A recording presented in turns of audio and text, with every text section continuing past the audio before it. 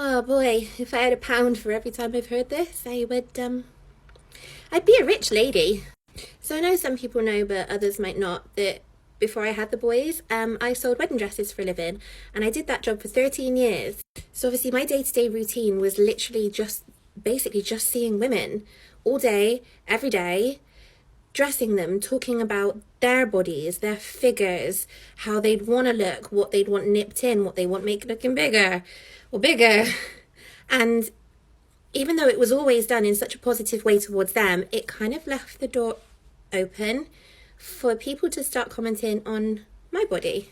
And although it wasn't ever, I don't think, from the brides, it was more often from, say, like a grandma or an auntie or a mother of the bride. So usually someone that little bit older, not that it makes it okay.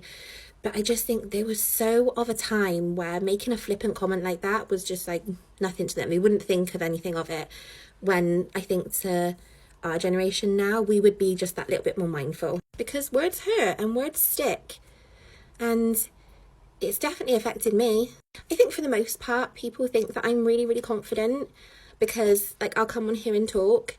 But I'm not, especially when it comes to the way I look. I think I've always just been aware that I am on the bigger side. And it's never been a major issue for me, but I've always just been aware of it.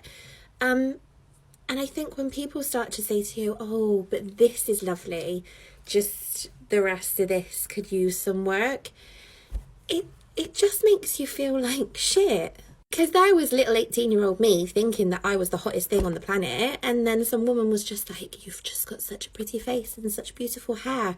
It's just such a shame that you don't go to the gym a little bit more. And that was, I think, the first time anybody had ever commented on the way I looked in a negative way.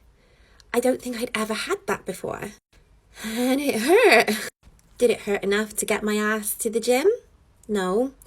Did it hurt to just knock my confidence a bit? Yeah. I think the important thing to know is something that I used to preach constantly when I was helping women with their dresses. It's size doesn't equal beauty. You know, our dresses would go up to size 32, and I would have women that big coming in, and they'd be saying about their size, and I'm like, you do realise you're in here because somebody loves you enough to ask you to marry them. I don't think they mind about your size, lovely. There's more to life than a label in clothes.